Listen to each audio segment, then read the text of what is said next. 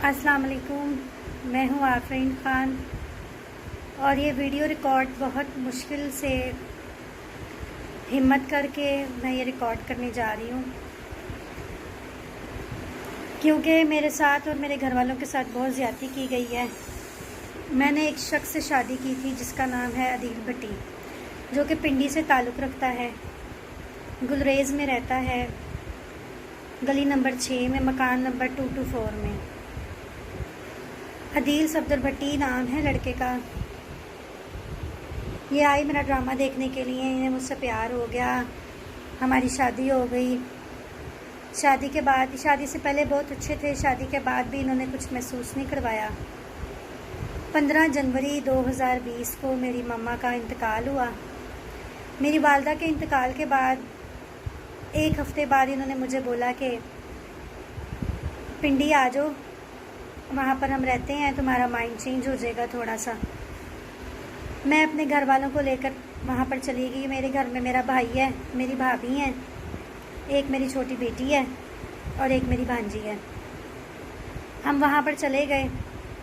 वहाँ पर इनकी और मेरी घूमते फिरते किसी बात पे थोड़ी सी बहस हुई।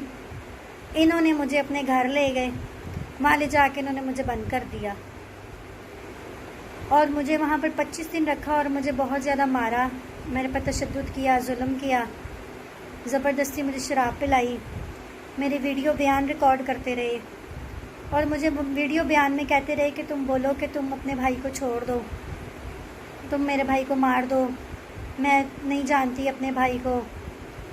मुझे कहते मैं तुम्हें अकेला रखना चाहता हूँ, तुम अपने घर वालों को छोड़ दो, अपने काम को छोड़ दो।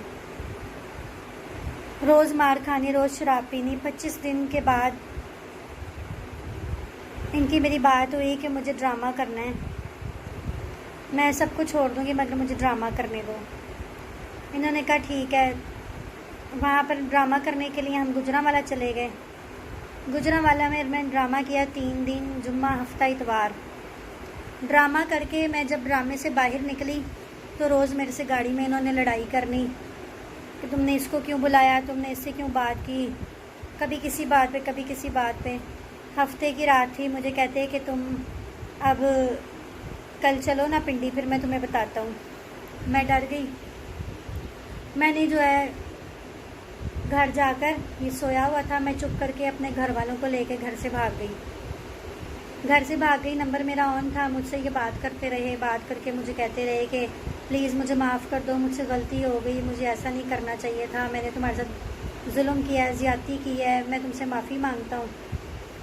उसके बाद कोरोना आ गया। कोरोना आने के बाद हालात बहुत ख़राब हो गए क्योंकि कामकाज भी बंद हो गया था। इनकी मेरी सुलह हो गई। पूरे कोरोना के महीनों में कोई हमारी लड़ाई नहीं हुई, कोई मसला नहीं हुआ, हम खुश खुश रहते रहे साथ। उसके बाद 14 मुहर्रम से हमारा ड्रामा शुरू हुआ। इन्होंने बोला तुम्हारा शौक़ है काम करना, तुम करो, मैं तुम्हें मना नहीं करता, मैं तुम्हारे साथ हूँ। इन्होंने बोला ड्रामा कर लो। फैसलाबाद मैंने ड्रामा किया। फैसलाबाद ड्रामा कर रही थी, इन्होंने बोला, अदील भट्टी ने बोला कि आप पिंडी ड्रामा करो, मेरे कुछ काम है वो क्लियर हो जाएं।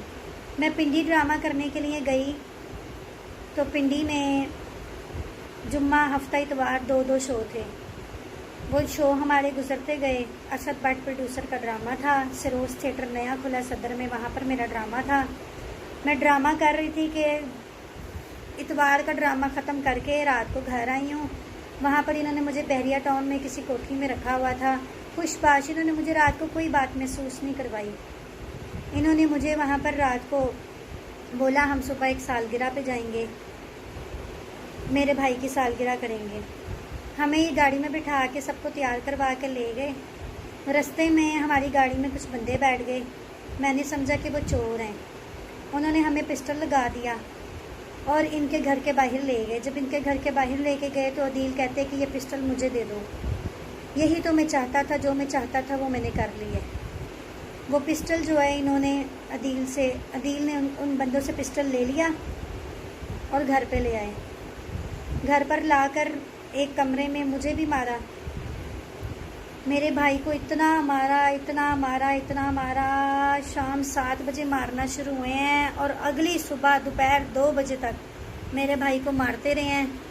वीडियो बयान रिकॉर्ड करते रहे हैं उसमें मार मार के कि बोलो तुम्हारी बहन ठीक नहीं है, बोलो तुम्हारी बहन ऐसी है, बोलो तुम्हारी बहन तुम उसे नहीं जानते, तुम अपनी बहन को छोड़ दो, तुम सब लोग चले जाओ, मैं तुम लोगों को रिहा कर दूंगा, मगर इसको यहीं रहने दो, उसके पीछे कभी नहीं आना।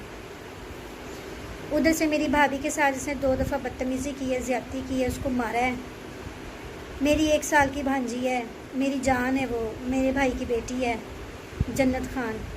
इसने मेरी बेटी जन्नत खान जो मेरी भांजी है उसके मुंह पे थप्पड़ मारे, उसे उठा उठा के बेड के ऊपर मारा।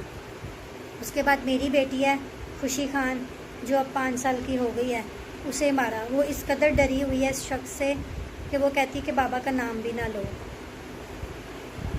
इतना इन लोगों ने हमारे साथ वहाँ पर जुल्म किया, उस रात इतना जुल्म किया, इतना जुल्म किया कि मैं आप लोगों को बयान नहीं कर सकती। वहाँ पर इनकी अम्मी ने मेरी जान बचाई। इनकी अम्मी शगुफ्ता नाज नाम है उनका, उन्होंने मेरी जान बचाई। उन्होंने कहा कि तुम ये तलाक़नामे पे दस्तखत और अंगूठे लगा दो, तुम्हारी जान छुट जाएगी, तुम चली जाना। मैंने उसके ऊपर दस्तखत किए, अंगूठे लगाए, इनके पाँव पड़ी, माफ़िया मांगी। इन्होंने सारी रात मुझसे अपने पाँव चटवाए। अदील ने मुझसे मेरे भाई से अपने पाँव चटवाए और मार मार के बोला बुलाओ, किसको बुलाना है, कौन है तुम्हारे पीछे आने वाला? तुम्हारे पीछे आने वाला कोई नहीं है।